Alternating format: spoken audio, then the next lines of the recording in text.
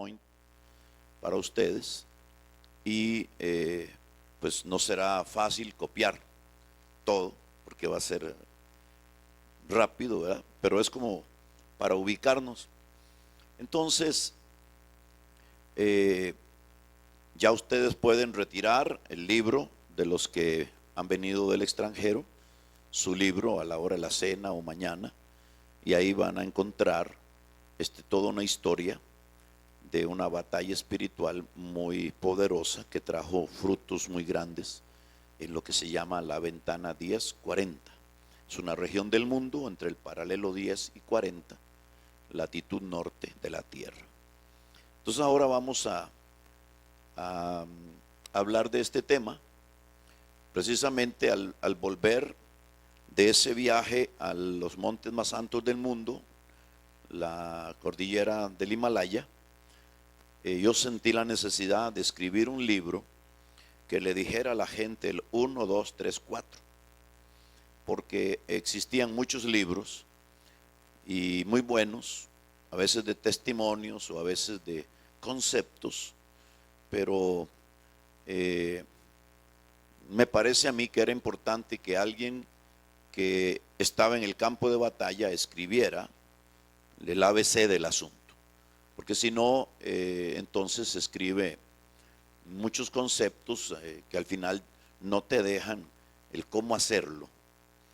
Y entonces lo que vamos a hacer hoy es revisar, o vamos a iniciar a revisar los 12 puntos principales que usted y yo tenemos que considerar cuando vamos a entrar en una batalla espiritual estratégica.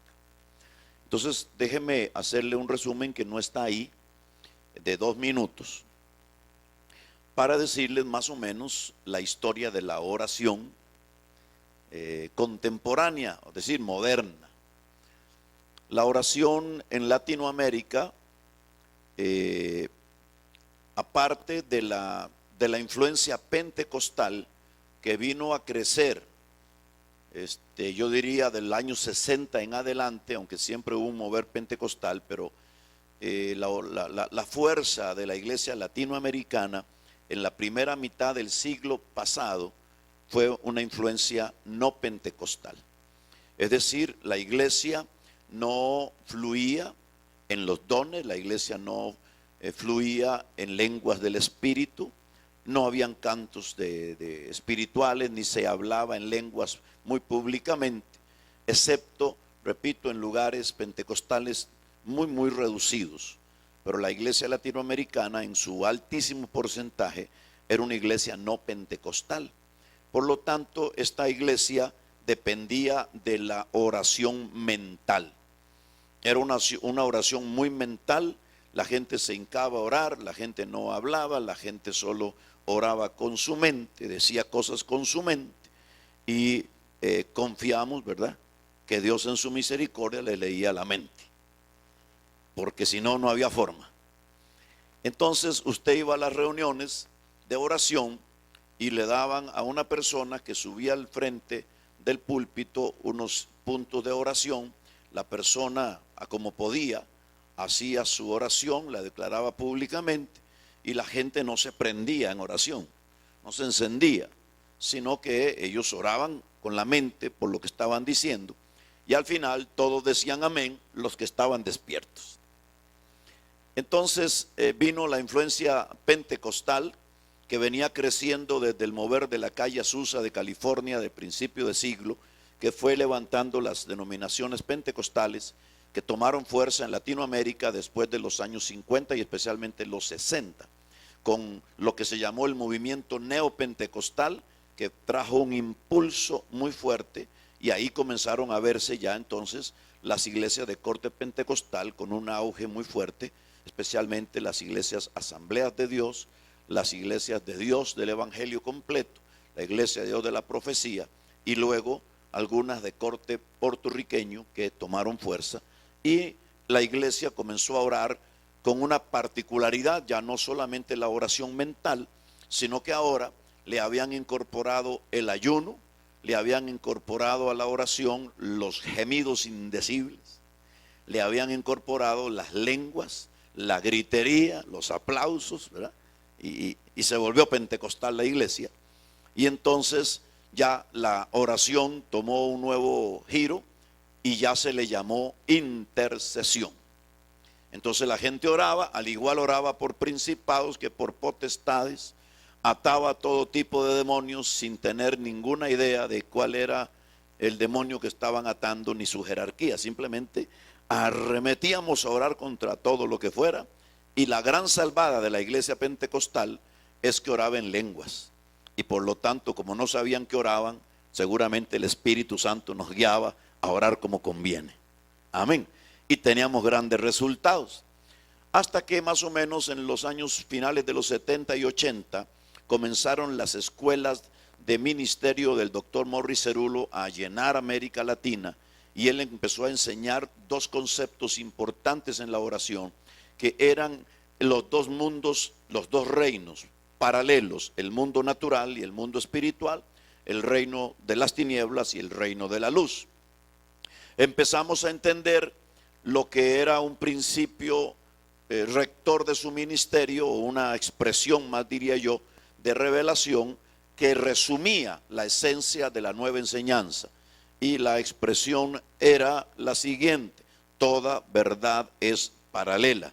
Eso significaba que lo que tenía una evidencia ante nuestros ojos en el mundo natural significaba o implicaba que había una verdad en el mundo espiritual, o más que una verdad, había un mover espiritual en el mundo espiritual, valga la redundancia, que afectaba el mundo natural. Eso significaba que si usted veía en una ciudad una área muy plagada de violencia, en lo natural usted miraba la violencia, usted debía entender que habían fuerzas espirituales o espíritus de violencia que se entronizaban ahí y ahí atizaban el fuego para que la violencia se encendiera. Si en otro lado lo que había era mucha pobreza, mucha miseria, eso implicaba que si atábamos y se nos lanzábamos a hacer batalla espiritual, teníamos que entender que en esa zona proliferaban espíritus de miseria y espíritus de pobreza. Toda verdad era paralela y había un mundo espiritual que estaba paralelo, caminaba paralelo al mundo natural. Cuando entendimos esto, entonces nuestra oración realmente se volvió una oración mucho más violenta y mucho más efectiva. Con los años 80 empezamos a entender un poquito más que no era lo mismo una potestad que un gobernador de las tinieblas, que no era lo mismo orar en contra de un principado que una hueste de maldad, cosa que no le voy a recordar ahora, sino quizás mañana o pasado mañana. Porque la intención de recordar todo esto con ustedes es que hemos entendido que hay una generación como la nuestra que peleó la batalla, que peleó la guerra, que ese conocimiento nos sirvió, pero hay una nueva generación que está disfrutando del botín de la guerra, pero que también hay guerra alrededor y es necesario que esté equipada para que no solamente defienda, como decía Roberto, o administre la herencia que recibió, sino que además vaya más allá a poseer lo que Dios les ha dado para poseer. Entonces aprendimos a diferenciar las jerarquías: ángeles, arcángeles, querubines, principados, potestades. Y eso nos llevó al final de los 80, y algunos de nosotros, como una generación emergente de profetas y apóstoles emergentes, la revelación nos llegó, y la oración mental de los primeros años del siglo XX, para el cierre del siglo XX, en los años 90, ya tomó el giro de guerra espiritual. Se volvió una guerra, con la crítica de los de siempre. Los de siempre no son los mismos de siempre, sino son los mismos que en todos los movimientos de Dios se oponen. Son los del movimiento anterior. Dígale que está a su lado: los que siempre se oponen son los del movimiento anterior. Por eso no tengas mucho temor de los que se oponen, solo que tienes que saber que ellos se quedaron atrás. Eso es un principio mío. Cuando a mí me critica gente por lo que estoy haciendo ahora, yo no tengo temor porque solo sé que siempre el que critica es el que se quedó atrás. Por lo tanto, no es para perder el sueño. Amén. Pero entramos a los 90 con guerra espiritual. Un concepto que se toma de las páginas de la palabra. Usted puede encontrar ahí más de 200 referencias de que nuestro Dios es un Dios de guerra, es varón de guerra, es el Dios de los ejércitos, es un Dios estratega, etc. Entramos a los 90 con la guerra. Pero como Dios va trayendo todo un proceso de restauración de ministerios, juntamente con los 90 ya hay en pie en suficiente número apóstoles y profetas. Por lo tanto, este restaurar de apóstoles y profetas restaura una visión, una percepción de las cosas diferente. Hay un análisis, hay una profundización y a la vez hay un ejercicio del oficio de cada uno yo diría, con mayor éxito. Por lo tanto, entra en juego el análisis de los territorios, de los lugares, y a esto se le llama mapeo espiritual. Entonces significa que así como cuando se toma un mapa para ver algo de turismo, dónde queda el parque, dónde queda la ciudad, se entra en un análisis de lo que está sucediendo espiritualmente alrededor de una ciudad o de una nación, utilizando mapas y escribiendo en esos mapas algo que le indique al intercesor contra qué cosas tiene que orar. Y a esto se le llama mapeo espiritual. Y al organizar la forma de orar en base a este mapa, pues entonces a esto se le llamó guerra espiritual estratégica. Y como van restaurándose los profetas, esta guerra espiritual se descubre que hay que hacerla a través de un mover profético y hay que hacerla a través de actos proféticos. Por lo tanto, la guerra del cierre del siglo pasado se le llama guerra espiritual estratégica profética. Y como no se toma en cuenta mucho lo que hablábamos ahora, que tiene que ver con las coberturas, la protección que brindan los padres o los apóstoles, entonces hubo mucha gente herida en la guerra, porque todo el mundo se lanzó como si fuera una moda, y el diablo encontró a muchos como carne de cañón y les dio por todo lado, hasta que entendimos la importancia de las coberturas y el respeto a la autoridad para caminar bajo autoridad. Por lo tanto, el cierre del siglo terminó con la guerra espiritual, estratégica, apostólica y profética. Y nos encontramos con un siglo nuevo, en donde la guerra tiene esos mismos principios, pero va a terminar en una guerra mucho más tecnológica, utilizando los medios de comunicación con los mismos principios con los que cerramos el siglo. Entonces tenemos un desarrollo de la guerra espiritual y estamos hoy ante una serie de batallas por nuestros territorios que nuestros políticos no ven, que nuestros jueces no ven, que nuestros gobernantes no ven, que nuestros empresarios no ven, que nuestros deportistas no ven, que nuestra gente no ve, excepto los que tienen ojos para ver y oídos para escuchar lo que el Espíritu Santo está mostrando. ¿Cuántos dicen aleluya? Y por lo tanto, nuestros políticos, nuestra gente de empresa harán muchas cosas desde el terreno natural con la gran capacidad que Dios les haya dado y producirán buenos cambios, y algunos harán buenos gobiernos y tomarán buenas leyes que llevarán al país hacia un sendero mejor. Pero si no fuera así, la cosa nos va a recrudecer, porque entonces sería las mismas decisiones, la inteligencia puesta al servicio de las tinieblas, y entonces por eso es que los pueblos están como en un sub y baja. Viene un gobierno y la cosa se eleva, viene otro y se baja, y nosotros ya no podemos dejar en las manos de aquellos que antojadizamente toman decisiones. Vienen unos, se hacen un pacto con los evangélicos y entonces hacen un pacto en cierto sentido con Dios y la bendición nos cae. Pero viene otro gobernante y a la semana siguiente va y le consagra el gobierno a la Virgen tal o al santo cual, y entonces ahí comienza nuestra desgracia otra vez. Entonces tenemos que entender que esto es una batalla espiritual.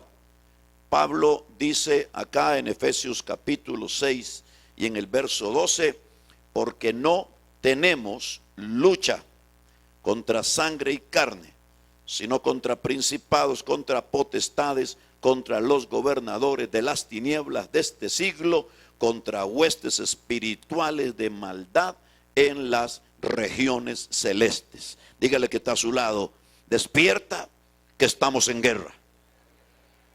Otra vez dígale: es mejor que estés despierto porque estamos en guerra. Dile: a tu enemigo no le va a importar que no creas que estás en guerra. Él está en guerra. Y es mejor, aleluya, tomar las armas de nuestra milicia, no solo para defendernos, sino para atacar al enemigo y hacer una guerra contra la guerra del diablo. ¿Cuántos dicen amén y cuántos dicen gloria a Dios?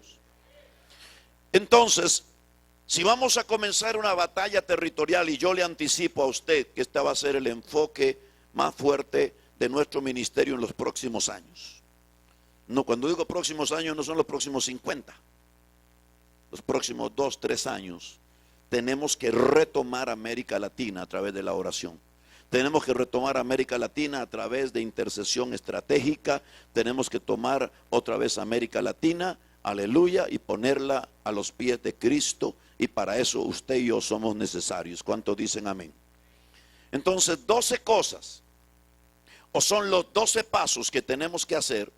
Esta sería como una clase para pastores que no han comenzado el trabajo, y los que lo han comenzado, para que se organicen. ¿Qué debo yo hacer para organizar la batalla espiritual sobre un territorio? Entonces vamos a ver qué tenemos aquí. Bueno, el primer paso es organizar un equipo de intercesión. ¿Cuánto dicen aleluya? Diga conmigo: organizar un equipo de intercesión. ¿Viste? El primer paso para toda batalla espiritual. Ahora no grite tan fuerte que me voy a quedar sordo. A ver, diga, paso número 1. Organizar un equipo de intercesión. Ahora mira a alguien a los ojos y dígaselo fuerte: paso número 1, organizar un equipo de intercesión. Ahora, eso puede ser desde usted solo. Usted comienza el asunto, ¿verdad? Si no hay nadie, usted ya comenzó. Usted y Dios son mayoría. ¿Cuántos dicen amén? Dios y yo somos mayoría. Dígale que está a su lado: Dios y yo somos mayoría. Entonces vamos a comenzar el equipo de intercesión. Y si se trata de comenzar, hay que analizar y estudiar a quién vamos a invitar para ser parte de ese equipo de guerra espiritual. ¿Cuántos dicen aleluya? Entonces, si usted va a comenzar un equipo de intercesión, una vez que pasa la noche orando y pasa 40 días ayunando y escoge su equipo de intercesión, hay una serie de cosas que usted le tiene que enseñar, que están aquí muy rápidamente, y solo estamos en un repaso de lo que la generación anterior sabe y que queremos dejárselo a usted como un legado. Amén. Usted tiene que enseñarles las bases bíblicas sobre la oración. ¿Qué es la oración? ¿Por qué oramos? ¿Cuál es la importancia? ¿Cuáles son los resultados? Si vamos a envolver gente en orar, tienen que saber cuáles son los resultados. Tipos de oración. ¿Cuántos tipos de oración hay? ¿Qué tipos de oración? ¿Qué logramos cuando tenemos una oración unida? ¿Cuál es la importancia de una oración en secreto? ¿Cuál es la importancia, aleluya, de orar en público? ¿Cuál es la importancia de la oración mental, de la oración de intercesión? Amén. Tipos de oración. Dígale que está a su lado: necesitamos saber sobre tipos de oración. Número 3, necesitan saber las bases de la intercesión, bases para la santificación. Necesitamos enseñarle a la gente que esto es un asunto para gente comprometida, pero para gente que se santifica. ¿Cuántos dicen aleluya? Gente que se consagra. Es una batalla espiritual. Y el enemigo no va a aceptar gritos. Entonces, base para la santificación: el ayuno. Lo que es, dígale que está a su lado: prepárate. Porque a la nueva generación le esperan muchos días de ayuno. Ahora mueva su mano al cielo así, para que se despierte bien y grite conmigo estas palabras: hay género de espíritus que no salen si no es con mucha oración y con mucho ayuno. Ahora, levante sus manos. La mayoría de nosotros que estamos aquí, bueno, ya estos están más delgados que nosotros. La mayoría de nosotros, los primeros 20 años de ministerio, pesábamos 40 libras menos. Porque nos las pasábamos en un puro ayuno. Ahora a ustedes son los que les toca. Y a nosotros nos toca el banquete. ¿Cuántos dicen amén? Dígale que está a su lado. Ayuno. Necesita saber sobre el ayuno. Tipo de ayuno, cómo ayunar, cómo hacerlo en el trabajo, en el estudio, en la casa. Hay que enseñar del ayuno al equipo de intercesión. Los beneficios de la Santa Cena. ¿Cuál es el poder que emana, aleluya, de la obra del Señor? Los beneficios de la Santa Cena. 6, usted necesita saber acerca del poder del nombre y de la sangre de Cristo. ¿Cuántos dicen aleluya? ¿Cuántos saben que el nombre del Señor es poderoso? ¿Cuántos saben que Él tiene un nombre que es sobre todo nombre que se nombra en el cielo, en la tierra y debajo de la tierra? Tienes que saber que ese nombre tiene más poder que cualquier otro nombre que se nombra. ¿Cuántos dicen amén? Pero hay que enseñarle a tu equipo de intercesión. Amén. Hay más temas que enseñar. Tienes que enseñarle la oración en el Espíritu. Esa oración mental o esa capacidad de orar mentalmente llega a un punto de el usar la información, el usar lo que sabes, hasta que en algún momento tienes que entrar en batalla espiritual y soltarte, aleluya, en las manos del Espíritu, para que sea el Espíritu Santo el que conoce la voluntad del Padre, que ore a través de ti con gemidos indecibles. Oración en el Espíritu, las bases de la guerra espiritual estratégica, cosas como la que le estoy enseñando yo. Hay que enseñársela a la gente, saber acerca de batalla espiritual. El poder del perdón identificativo y la sanidad interior. Guerreros que no sepan bregar con los ataques del enemigo, con la calumnia, la difamación, la mentira, etcétera, y que se estén amargando constantemente y todo les duela, no van a llegar muy lejos. ¿Cuántos dicen aleluya? Dígale al que está a su lado, esto es una cosa, dígale, esto es una guerra. Dígale, es una guerra para valientes. Dígale, es una guerra para gente de pelea. Alabado, a gente que le guste la pelea. ¿Cuántos dicen aleluya? Levante su mano y diga gloria a Dios. Diga, esto es un asunto para gente de batalla espiritual. Santo Dios, tienes que aprender el poder del perdón identificativo, porque muchas de las cosas que harán los guerreros espirituales es tomar el lugar de otros que inclusive ya ni existen, para poder tomar identificación con ellos y hacer un tipo de oración que traiga perdón y traiga sanidad sobre la tierra. ¿Cuántos dicen amén? Necesitas enseñarles sobre cartografía espiritual. Eran clases que dábamos antes y hay que volver otra vez para las nuevas generaciones. Aquí dábamos escuelas sobre guerra espiritual y la graduación era moverlos por todo el país a ungir Costa Rica. Por eso estábamos tan en paz, bendito sea Dios. Dígale que está a su lado, necesitamos volver a los rudimentos de la batalla espiritual, cartografía espiritual, cómo hacer el mapa, cómo señalarlo. Bueno, solamente le estoy diciendo detalles. 11, necesitamos aprender del ministerio profético y los dones del Espíritu, cómo fluir en los dones. Necesitamos conocer el poder de los actos proféticos de los profetas de Dios. Porque para mucha gente es ridículo, para mucha gente es tontería, para mucha gente son cosas que se le ocurren a un tipo como yo o a una persona como usted. Pero la Biblia está llena de actos proféticos, aleluya, que trajeron la bendición de Dios a las naciones. ¿Cuántos dicen amén? Necesitamos saber cuál es el poder que hay en los actos proféticos y también necesitamos conocer de la humillación a Dios, cómo humillarnos constantemente delante de Él, y temas como la unción, y por eso ahí pusimos etcétera, hay muchos más. Entonces necesitamos trabajar antes de ir a la guerra, preparando nuestro equipo. Tenemos que enseñarle, formar, o nosotros mismos comenzar a estudiar antes de salir a la batalla. Lo primero, ¿qué era lo primero? El número 1, organizar un equipo de guerra espiritual. Vamos al número 2. El número 2 es la elección del campo de batalla. Necesitamos elegir el lugar a donde vamos a establecer el combate. A veces la gente quiere hacer tanto y tan ampliamente que no hace nada. Entonces necesitamos en ese estado de oración, en esa búsqueda con el Señor, que Dios nos permita saber a dónde es que vamos a empeñar nuestra oración, cuál es el lugar, cuál es la carga del Espíritu en nosotros para establecer el lugar de batalla. ¿Será Honduras? ¿Será Tegucigalpa o será San Pedro Sula? ¿Será Managua? ¿Será Panamá? ¿Será dónde? La república de ¿cómo se llama? La república de Playa de Jacob. ¿A dónde? ¿A dónde vamos a hacer la batalla espiritual? El lugar, sí, Venezuela, pero Venezuela es tan grande. Pues, bueno, necesitamos orar, que Dios nos indique a dónde vamos a hacer la batalla. Es esencial que usted sepa hacia dónde va a dirigir todo el poder. Entonces, estas cosas le van a ayudar a usted dentro de la elección de un campo de batalla.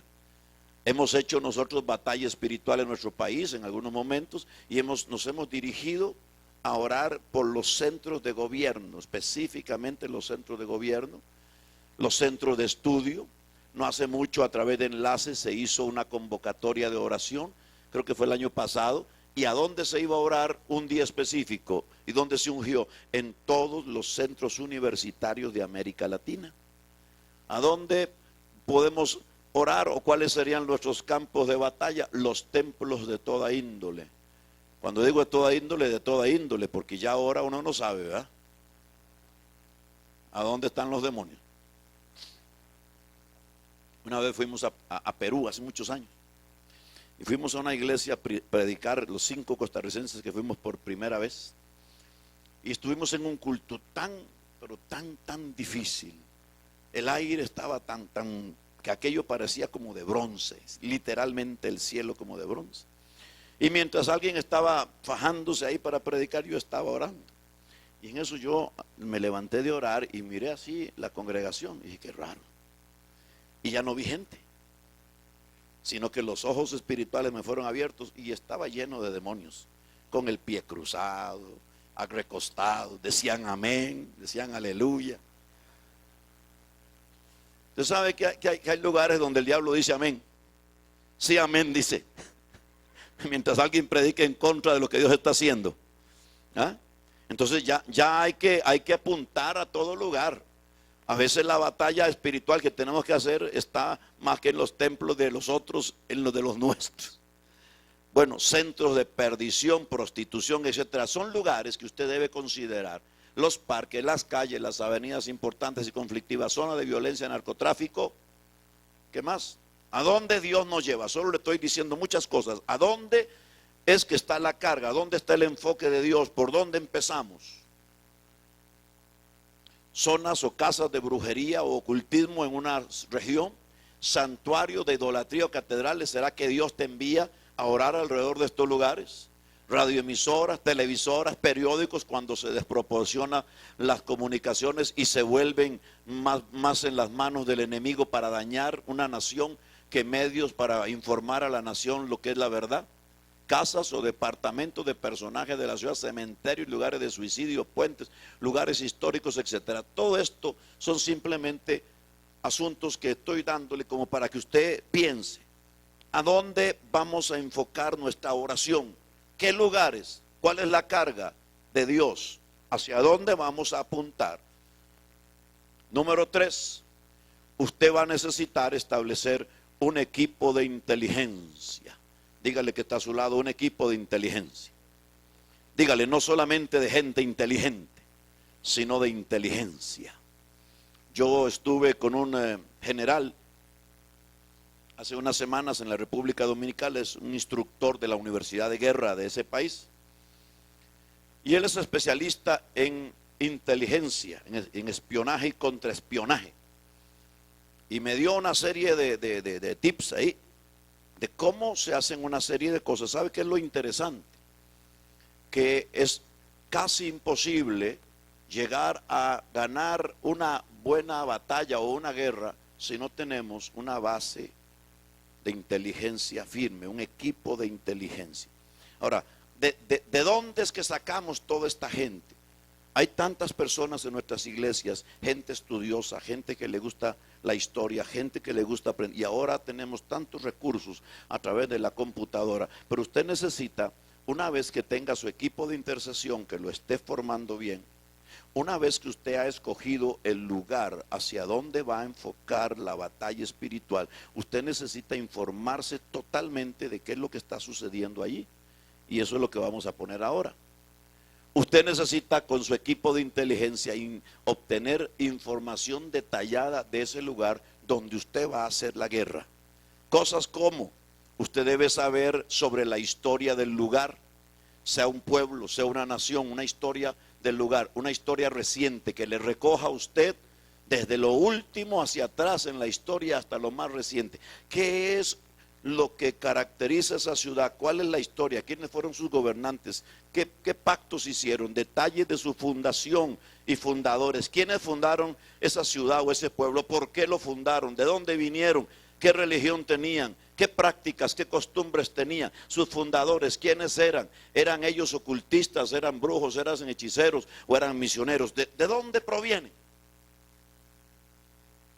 Número 3, ¿han habido guerras o revoluciones en la zona?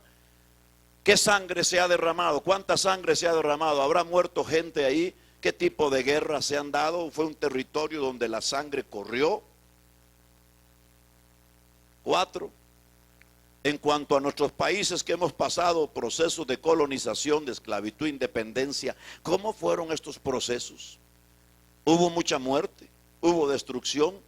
¿A quienes mataron? ¿A quienes no? ¿Cómo fue el cambio, la transformación de una religión a otra? ¿Cómo fue la transformación cultural que sucedió? Raíces religiosas y culturales de la nación. ¿Cuáles son las costumbres? Usted sabe que hoy estamos volviendo a ver en América Latina un movimiento muy fuerte hacia el indigenismo otra vez. Hay un deseo de restaurar prácticas. Algunos gobernantes están tratando de devolvernos a nuestras raíces, pero desde una perspectiva ocultista, desde una perspectiva de práctica de hechicería que son muy nocivas porque vuelven a pactar nuestras naciones.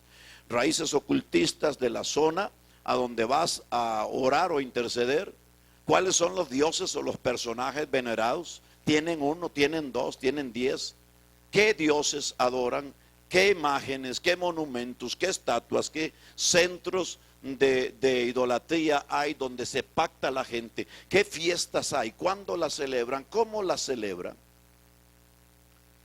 ¿Cuál es la historia de los primeros pobladores? ¿Eran pacíficos? ¿Cómo resolvían sus cosas? ¿A machetazos? ¿O a balazos? ¿O pacíficamente? ¿Cómo lo resolvían? Pacto de sus gobernantes, estudia la historia, qué pactaron, qué firmaron, qué hicieron, cuáles decretos dieron que sean importantes para la historia, que se recoja en la historia, relación con la masonería, relación con movimientos ocultistas, significado de los nombres del lugar, por qué esas designaciones, por qué les bautizaron con ese nombre. ¿Por qué Ayacucho se llama Ayacucho y qué significa Ayacucho en Perú? Tierra de muertos, campo de sangre. ¿Por qué se llama así? ¿Por qué fue bautizado? Porque muchas cosas que usted va a tener que hacer con su oración es quebrar las maldiciones de esas regiones que han llegado a través de los nombres. Entonces, significado de los nombres del lugar o por qué esas designaciones. Usted sabe que aquí nosotros, por ejemplo, cuando yo doy la dirección, la gente se ríe, porque yo vivo en San Josecito, de San Isidro, de Santo Domingo. ¿Y por qué uno debajo del otro? Porque desde la perspectiva ocultista, lo que para la gente nuestra son personajes religiosos, son jerarquías espirituales. Por lo tanto, Santal no está debajo de, sino está encima de, porque este es una potestad, pero el otro es un principado. Entonces, los nombres nos hablan de algo y nosotros tenemos que saber qué representan esos nombres en el ámbito de la santería, en el ámbito del ocultismo? O sea, en otras palabras, este asunto de orar y este asunto de guerra espiritual no es tan simple. Uno tiene que meterse a estudiar y a buscar información y a saber. Bueno, historia de su geografía, la hidrografía, su relación con leyendas antiguas. Te vas a dar cuenta después que hay muchas cosas que están relacionadas con lagunas, muchas cosas que están relacionadas con ríos, con cataratas, porque estas gentes antiguas adoraban todo, los ríos, la catarata, el sol, la luna, y levantaban santuarios. ¿Cuál es la historia de estos pueblos? El estudio de sus parques, quién hizo esos parques, por qué ese tamaño, por qué esa forma, los monumentos que pusieron, por qué, a quién se los pusieron, cuándo los pusieron, quién era ese personaje, qué hizo, los lugares históricos, quién los consagró, por qué los consagraron, era un militar, era un religioso. Son cosas que son sumamente importantes dentro de una batalla espiritual. Los movimientos migratorios, aparición, influencias. Usted sabe que hay demonios que son migratorios. Van con la gente, se van con sus ídolos, se van con la gente, se van con sus costumbres. Y nosotros no podemos ignorar que nuestros países están llenos de movimientos migratorios muy fuertes. Y la gente se lleva a sus dioses, la gente se lleva a sus demonios. Y tenemos que saber cómo fue que se formó este pueblo, cómo fue que creció el otro, quién trajo esto, de dónde vinieron, cuáles eran sus costumbres. Son elementos importantes para que su equipo de inteligencia investigue antes de meterse en la batalla. El desarrollo del ocultismo en la zona, ¿hay o no hay? ¿Cuántos brujos hay? ¿Qué tipo de brujos hay? ¿Cuál es la influencia que hay del ocultismo ahí? Los gobernantes, el alcalde, el gobernador, tiene consejeros de ese estilo. Usted tiene que estudiar todo eso. Amén. Más para que usted vea. La influencia de las corrientes espirituales de Oriente. A nosotros nos trajeron un estadio de fútbol hecho en China. Ahora hay que lidiar con un montón de demonios que vinieron de China. Porque la arquitectura y todo lo que hacen trae también sus prácticas. Y ya pues nos hemos anticipado hace unos meses atrás para ungir ahí y orar. Pero hay muchas cosas que no son gratuitas. ¿Y cuál es la influencia de las corrientes de Oriente? ¿Hasta dónde han penetrado? ¿Qué santuarios hay? ¿Quién los hizo? ¿Por qué? ¿Cuándo? La influencia de la nueva era en nuestras naciones. El desarrollo político de la nación, ¿cómo es? Han habido guerras, han habido dictaduras. ¿Cómo? ¿Cuándo? La democracia, ¿cómo fue? Para que usted pueda analizar en qué territorio se está metiendo y contra qué fuerzas va a operar. Los pactos o acuerdos de sus gobernantes con sus vecinos. Los pactos de gobernantes con otros, ¿qué tipo de pactos? ¿Qué implica? ¿Son pactos solamente políticos, comerciales o son pactos de tipo ocultista? La relación con el movimiento jesuita del pasado, que era un movimiento sumamente violento en el sentido de control. La comunidad judía, ¿qué trato se le da? ¿Cómo se le trata? ¿Qué se le dice? Porque usted sabe que con todo y todo, a nosotros nos va bien si bendecimos Israel. Si no bendecimos Israel, la cosa se nos complica. No con los israelitas, sino con el de arriba. ¿Cuántos dicen aleluya? ¿Ah? Dios nos habla que debemos bendecir Israel. ¿Cuál es el trato? El trato a la iglesia evangélica. ¿Cómo es el trato a la iglesia evangélica? Discriminativa, etcétera. Las universidades y su influencia en el territorio. ¿Qué pregonan? ¿Qué enseñan? ¿Cuál es la influencia? ¿Qué está saliendo ahora de ahí? ¿Qué tipo de filosofía, qué tipo de lenguaje se está usando? Bueno, le puse eso como para que usted tenga una idea de que hay que estudiar el asunto. El narcotráfico, ¿cómo está funcionando? ¿Cómo está operando? El racismo en la zona, ¿hay, no hay? ¿Cómo se manifiesta? Los símbolos patrios o de la ciudad, ¿cuál es la bandera? ¿Quién hizo el símbolo? ¿Quién hizo los colores? ¿Por qué? ¿A quién se lo consagraron? ¿Qué dice la palomita esa? ¿Qué dice la bandera aquella? El himno nacional, estudie la letra, ¿qué dice? ¿Por qué esto? ¿Por qué lo otro? Porque cada vez que lo cantamos en partidos de fútbol, en partidos de esto, en partidos del otro, estamos confesando una forma de pacto.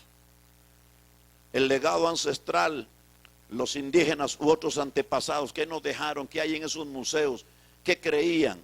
Las primeras ciudades de nuestros países, el origen, las tendencias religiosas, por qué, el papel de la justicia, cómo es las dictaduras, los gobiernos modernos y como 1000 cosas más. Usted tiene que aprender. Y entonces se va dando una idea de cuál es el territorio donde vas a interceder. Entonces pasamos al paso 4. Este es el reconocimiento de los pactos ancestrales. Cuando has preparado tu equipo de intercesión, le has enseñado, lo has madurado en la palabra, están listos para orar, tienen tiempo de oración, han escogido un territorio en el cual van a orar, ya saben cuál es la zona donde van a orar, la han investigado, han trabajado duramente para conocer todo lo que concierne a su historia, su gente, su origen, su población, tienen los detalles. Entonces, aleluya, viene el reconocimiento de los pactos ancestrales. Es bueno que usted sepa algo con respecto a esto de los pactos. Hay esencialmente 3 cosas que marcan una región, y esto no está en su pantalla. 3 cosas son sumamente importantes que uno tiene que tener muy claro cuando va a buscar los pactos que esclavizan una zona. Primero, que los pactos sobre territorio se dan, uno, en función de la rebelión. Diga rebelión. Diga, los pactos vienen en función de la rebelión. Hay que estudiar cómo se ha manifestado la rebelión ahí, porque normalmente nosotros lo vemos bien y hasta lo tenemos en nuestras leyes, los derechos de esto, los derechos de hacer reuniones, los derechos de hacer huelgas, pero esencialmente es un levantamiento a la autoridad que puede causar mañana grandes problemas. La segunda cosa que usted debe considerar sobre todo son las prácticas de ocultismo. El ocultismo pacta hombres, el ocultismo pacta matrimonios, el ocultismo pacta familias. Según el grado de profundidad del pacto y los años de practicarlo, así es el pacto y la atadura más violenta. Tenemos que investigar cuáles son los pactos de rebelión que cubren una tierra, cuáles son los pactos de ocultismo que cobijan a una región, y número 3, los pactos por el nombre. Diga conmigo, pactos por el nombre. Es importante analizar cuáles son los pactos que hay, cuáles son los nombres y por qué, como decía anteriormente, porque ahí es donde vamos a entrar a orar y a romper los pactos de maldición. Y dentro de lo que está estudiando el equipo de inteligencia, cuáles son los pactos que han hecho los gobernantes. Y usted tiene que estar listo de aquí en adelante para que cuando los gobernantes de su ciudad o de su nación vayan a hacer pactos y firmar decretos que son en contra de la palabra de Dios, usted tiene que levantarse como autoridad de Dios y anular la influencia espiritual demoníaca contra nuestra nación o contra la región donde usted vive. Hay que reconocer los pactos ancestrales, hay que anular esos pactos del infierno. Y vea si esto es tan simple pero a la vez tan profundo. Le pongo un ejemplo en una persona. Hace muchos años me tocó ministrar a una señora mayor y a ella se le manifestaron los demonios y no lográbamos, por más que aplicamos todo lo que sabíamos, echar fuera un último demonio de la mujer. Era como que estaba anclado ahí y no había forma, no había manera de sacarlo, hasta que yo me fui a un rincón. Dije, Señor, hemos aplicado todo lo que sabemos y con todo lo que sabemos la legión que tenía ha salido, pero hay uno que está afincado ahí y no sale. Enséñame por dónde entró y cuál es el derecho legal que tiene y por el cual no sale. Me quedé callado así y oí la voz del Espíritu dentro de mí que dijo, pregúntale a ella su nombre. Y yo le pregunté, ¿cómo se llama? Me reservo el nombre porque se van a asustar algunos de ustedes, que en la de menos se llaman igual. Y ella dijo, yo me llamo fulana de tal, del puntos suspensivos. ¿Y por qué? Se me vino la pregunta. Dijo, porque cuando yo estaba chiquita, me consagraron a la Virgen del Carmen. Y desde que estaba niña, me pusieron un hábito, café, ¿verdad? Yo no fui católico, pero no sé cómo es. Un hábito, un vestido. Y desde ahí en adelante, hasta aún ya grande, dice, yo tuve que hacer prácticas de adoración y consagración, y siempre supe que a mí me perturbaban en diferentes épocas de mi vida un espíritu. Y bueno, dije yo, aquí está el asunto. Está pactada por el nombre. Ahora, si a usted le pusieron ese nombre u otro parecido, no significa que hay un demonio que lo tiene agarrado. No, el problema no era solamente el nombre, era el pacto, era la consagración que hicieron. Y entonces viera qué curioso. Comenzamos a orar y yo le puse a renunciar en el nombre de Jesús voluntariamente a ese espíritu y rompiera ese pacto por el nombre. Y cuando ella iba a hacerlo, la cosa se puso pero violenta.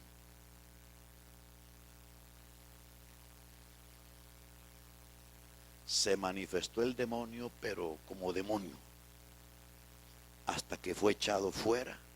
La mujer fue liberada, le cambió el rostro completamente. ¿Y sabe qué era lo más curioso? Que me llamó la atención que la mujer nunca se pudo casar. Porque dentro de la consagración que hicieron, hizo un voto de castidad, de santidad. Y cada vez que le aparecía un candidato, ya estaba a punto del casorio y algo sucedía. Aparecía ese demonio y le desbarataba todo. A la edad en que estaba, ya no estaba para casarse. Pero le había afectado su vida un pacto por el nombre. Hay regiones y hay lugares que están pactados. Y que para que se abran al evangelio hay que romper esa maldición.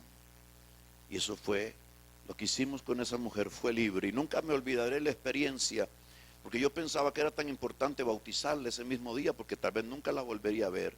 Era la mamá de una líder carismática católica que tenía un programa de televisión en Costa Rica. Y me llamó a mí, no siendo carismático católico. ¿Sabe dónde la bautizamos? Había un estañón. ¿Sabe qué es un estañón? Un cilindro de esos metálicos, nos meten gas o algún líquido, como este vuelo. ¿Cómo sería? Un barril de metálico, eso es donde. Y lo llenamos de agua y ahí la empujé. Y la saqué. Bendecidísima la señora, alabado sea Dios. Entonces, pactos ancestrales hay que romper. Ahora yo le voy a dar a usted un secreto de mi oración cuando yo voy a un lugar, porque a mí Dios me ha dirigido. Yo viajo mucho, todas las semanas viajo, y todas las semanas me toca ir a lugares diferentes, hoteles diferentes. A veces me han puesto los pastores en hoteles donde hay congreso de brujos. Vea qué discernimiento que tienen. Digo, pero ¿cómo se te ocurre ponerme a mí aquí? No es que les tenga miedo, es que yo no quiero pasar la noche en batalla cuando yo vine a bendecir tu ciudad. No sabíamos que eso perturbaba. Santísimo el Señor. Entonces a veces lo ponen a uno en lugares, ¿verdad? Entonces yo, todos los lugares donde yo voy, yo consagro mi habitación. La unjo toda de pies a cabeza y digo, diablo, no quiero saber ni siquiera que pasaste por la puerta.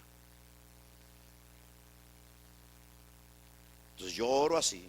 Cuando yo voy a un lugar, yo oro y digo, Señor, derramo aceite, digo, con este aceite, Señor, yo consagro esta tierra y yo anulo todo pacto de Satanás desde aquí hasta el otro lado del mundo.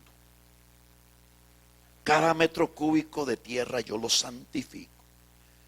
Y desde el pacto pacto último, hasta el primer pacto que el primer poblador de la tierra hizo, yo lo corto y lo anulo y declaro libre este pedazo de tierra donde yo estoy. Ahora usted se ríe, pero yo tengo fe de que eso es así, porque del otro lado, usted sabe que ahora usted está parado aquí, pero usted sabe que queda al otro lado de Costa Rica, abajo. Si usted atraviesa así,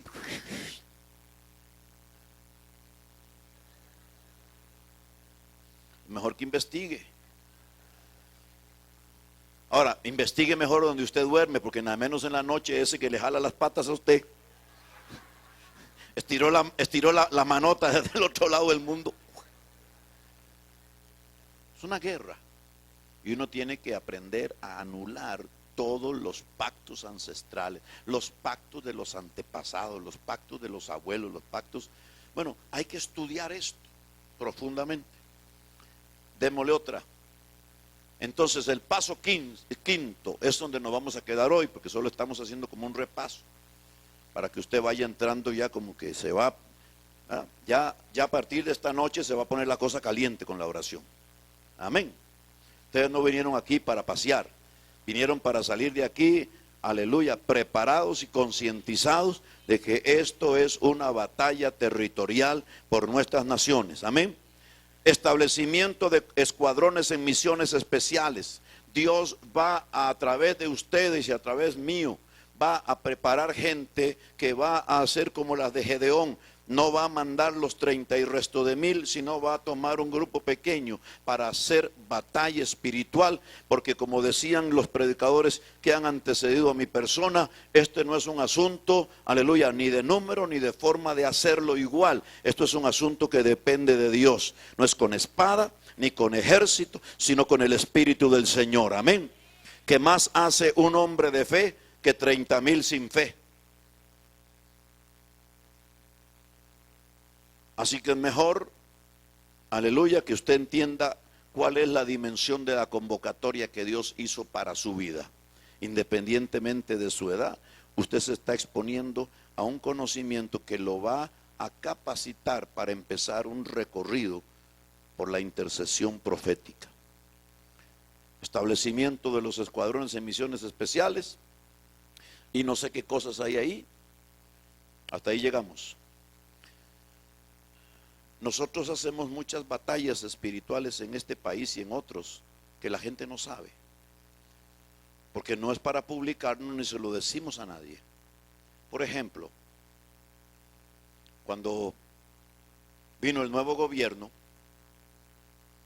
porque hace pocas semanas se instaló un nuevo gobierno, nosotros hicimos varias cosas. La primera fue que algunos de nuestros profetas, porque primero se instala la Asamblea Legislativa, algunos de nuestros profetas, ese mismo día en que se estaba instalando la Asamblea Legislativa, entraron a la Asamblea Legislativa para orar, para interceder y para decretar y para romper cualquier decreto y consagración de la nación que no era lo que Dios quería. ¿Cuántos dicen aleluya? Pero además de eso, por 7 días estuvimos rodeando completamente la Asamblea Legislativa, decretando mañana, tarde y noche. ¿Cuántos dicen aleluya?